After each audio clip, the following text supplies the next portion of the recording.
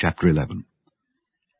Now a certain man was sick, named Lazarus, of Bethany, the town of Mary and her sister Martha. It was that Mary which anointed the Lord with ointment and wiped his feet with her hair, whose brother Lazarus was sick. Therefore his sisters sent unto him, saying, Lord, behold, he whom thou lovest is sick. When Jesus heard that, he said, This sickness is not unto death, but for the glory of God, that the Son of God might be glorified thereby. Now Jesus loved Martha and her sister and Lazarus. When he had heard therefore that he was sick, he abode 2 days still in the same place where he was. Then after that saith he to his disciples, Let us go into Judea again. His disciples say unto him, Master, the Jews of late sought to stone thee, and goest thou thither again?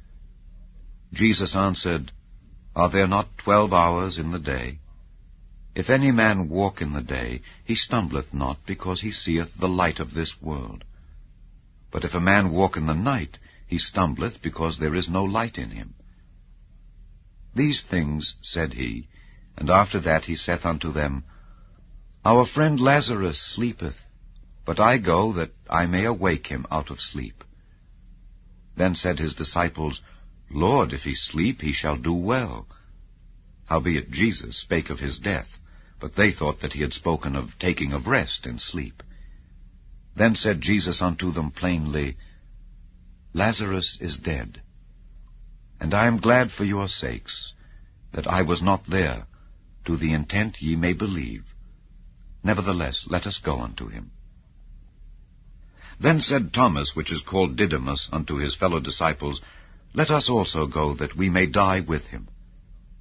Then when Jesus came, he found that he had lain in the grave 4 days already. Now Bethany was nigh unto Jerusalem, about 15 furlongs off. And many of the Jews came to Martha and Mary to comfort them concerning their brother. Then Martha, as soon as she heard that Jesus was coming, went and met him, but Mary sat still in the house.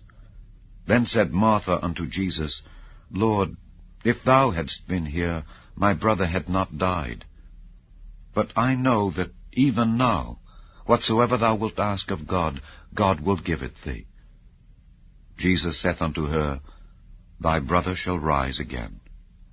Martha saith unto him, I know that he shall rise again in the resurrection at the last day. Jesus said unto her, I am the resurrection and the life. He that believeth in me, though he were dead, yet shall he live. And whosoever liveth and believeth in me shall never die. Believest thou this? She saith unto him, Yea, Lord, I believe that thou art the Christ, the Son of God, which should come into the world.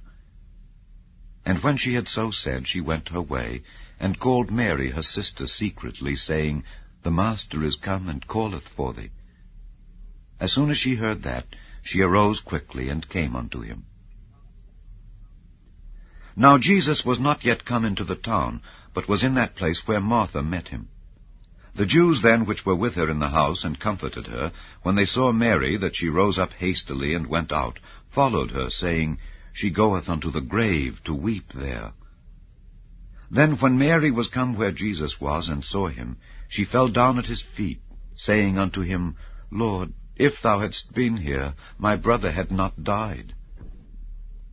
When Jesus therefore saw her weeping, and the Jews also weeping which came with her, he groaned in the spirit, and was troubled, and said, Where have ye laid him?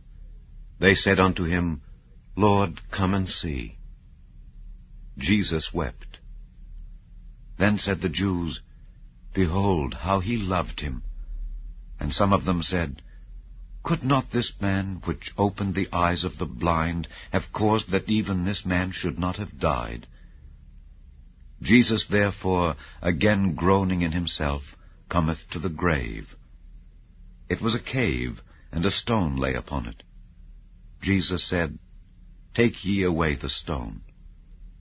Martha, the sister of him that was dead, saith unto him, Lord, by this time he stinketh, for he hath been dead 4 days. Jesus saith unto her, Said I not unto thee that if thou wouldest believe, thou shouldest see the glory of God? Then they took away the stone from the place where the dead was laid, and Jesus lifted up his eyes and said, Father, I thank thee that thou hast heard me, and I knew that thou hearest me always. But because of the people which stand by I said it, that they may believe that thou hast sent me. And when he thus had spoken, he cried with a loud voice, Lazarus, come forth. And he that was dead came forth, bound hand and foot with grave clothes, and his face was bound about with a napkin. Jesus saith unto them, Loose him, and let him go.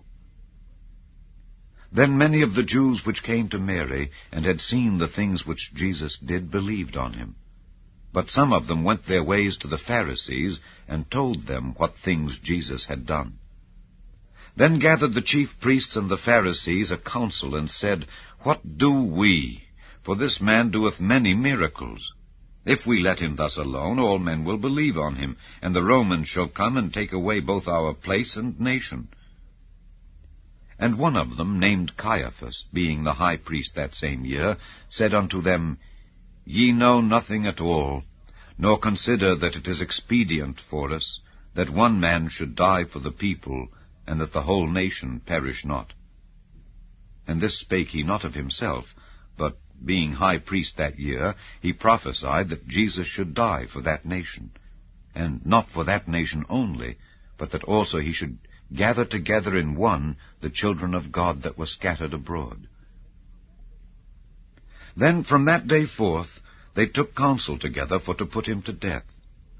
Jesus therefore walked no more openly among the Jews, but went thence unto a country near to the wilderness, into a city called Ephraim, and there continued with his disciples.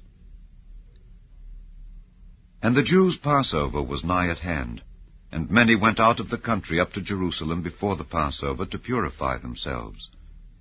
Then sought they for Jesus, and spake among themselves as they stood in the temple, What think ye, that he will not come to the feast?